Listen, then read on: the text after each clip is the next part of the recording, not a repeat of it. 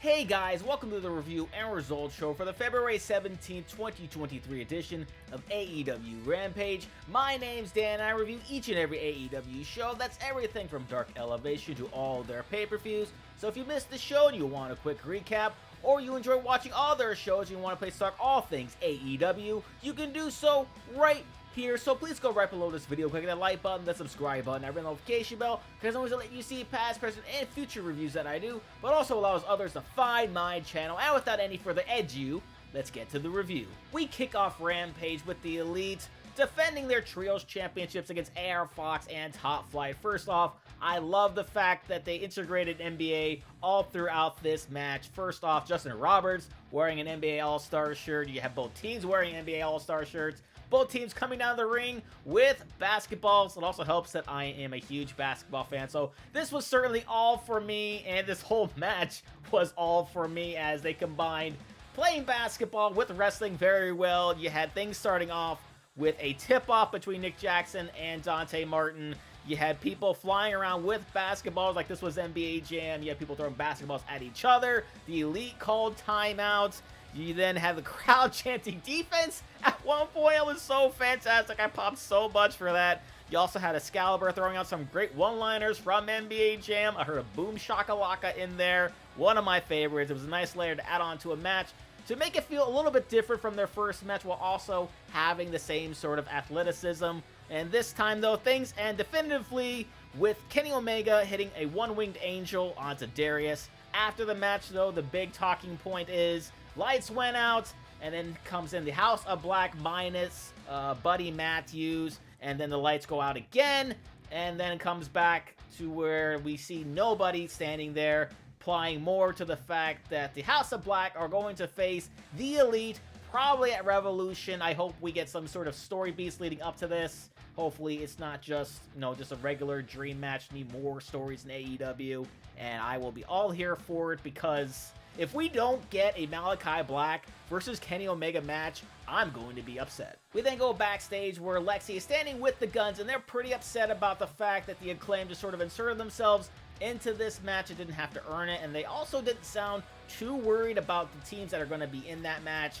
I would be worried if I were them. I would love to see Ozzy Open in this, because I did see that they're in the first Battle Royal, and I would also love to see a returning FTR given their history with the Guns and the Acclaimed, and I think that match would be a ton of fun. We now go to what looks like a hotel where Mark Henry is standing with Orange Cassidy, talking to him about the role he's been on as the All-Atlantic Champion, and then walks Wheeler Yuta, and he references the history between him and the Best Friends, and then joining the Blackpool Combat Club. He also says that he puts so much work into the ROH Pure Championship, and that Orange doesn't even care about his title. And Orange responds by saying, if you want it, take it. It looks like it's going to be Wheeler as the next contender for the title next week on Dynamite, but it kind of makes me feel like this is kind of going to be a one-off match, and maybe set up something bigger with Orange Cassidy facing somebody else, and I really wonder who that could be. Back to the ring, and this time it's JAS member Daniel Garcia taking on Absolute Ricky Starks. This was a good back and forth between the two. Garcia did a great job at Wrestling 101 with working over that left knee of Ricky, and Ricky just sold it like $1 million, like absolute crazy, like he could barely put any weight on it whatsoever, and you really could see him fighting through some pain there.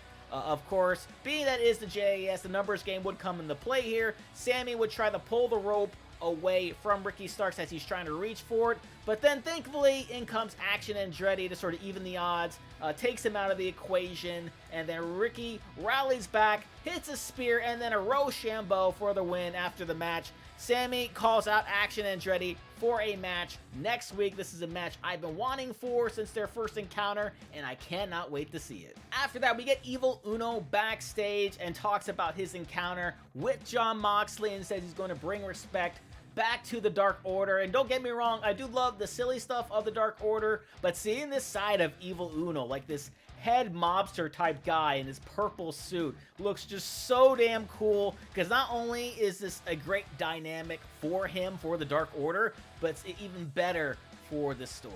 Back to the ring, and this time it's Jade Cargill defending her TBS Championship against VertVixen, and I know I already talked to her about this on Twitter, had a nice little interaction about seeing her wrestle and being so excited to see her wrestle again.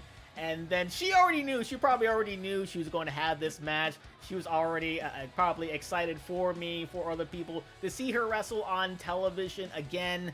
And we got to hear that she was trained by Jazz, which makes a lot of sense because Jazz is great. I was a huge fan of her, so that makes me like her even more. It did look like she took a bad bump on her head during this match. After that, Jade would do some push-ups and then hit her with the Jaded to move to 53-0. I don't know if that was a real bad bump or not, if that was a reason why the match was so short, because I certainly would have loved to be able to see more of what VertVixen could do on this stage. Certainly, I would love to have been able to get everybody else to see what she can do on this stage. Nevertheless, though, I do hope that she's doing okay. Back from a commercial break, and apparently Mark Henry back from the hotel, and back is this picture-in-picture interview before the main event. I've missed this so much. I'm so glad that they've listened to the fans who really have wanted this back, because it adds so much to the main event. And this one certainly did not disappoint. You had Swerve Strickland starting things off here, bringing up the Rhodes family name again, and saying that Dustin hasn't shown him or the Mogul affiliates any sort of respect. Says that people have gone to war and die over respect, and Dustin may have to. Then he points out how there's no trench and thinks Dustin may have something to do with it. Maybe not. Maybe somebody else. Will find out a little later about that. Dustin then responds with, nobody cares about trench. You're preaching to the choir, my friend, on that one. He then says, hell is coming for you, and I'm coming with it. Fantastic stuff all the way around from both Swerve and Dustin. It got me really hyped for this main event. It's now time for the main event between Swerve Strickland and Dustin Rhodes, and this was a fight from start to finish. Swerve's jump kick always looks like it really hurts, and what also looked like it really hurts was Swerve drop kicking Dustin into the steel barricade, causing him to bleed. Just brutal stuff. You did have Dustin fighting back, though, with the crowd firmly on his side. Have him doing a code red on the Swerve. I'll always marvel whenever he does that at his age. Dustin is just fantastic. Swerve would respond with a Death Valley driver on the edge of the ring. Then you had Dustin doing a pile driver onto Swerve. Just fantastic stuff all the way around. Then we would lead to the finish of this match, where Dustin would do a crossroads, then a final reckoning, but unfortunately for him, his legs were right underneath the ropes, allowing Parker Boudreaux to grab him, pull him out of the ring, throwing him into the steel steps, causing a very, very rare DQ. And you see the security try to break things up here, but to no avail. Everybody was just cleared out of there. Then you see a very familiar item in the form of a cinder block that took out Keith Lee. And as soon as he threatens to do that same thing to Dustin Rhodes, hit Keith Lee's music, he appears from behind in the ring, beats the hell out of both of them, saves Dustin from further harm here. I really, really love this. I really love seeing Keith Lee on my screen, and we can finally see this feud between Swerve and Keith Lee continue. That was AEW Rampage. What did you guys think about it? Please let me know down in the comment section below.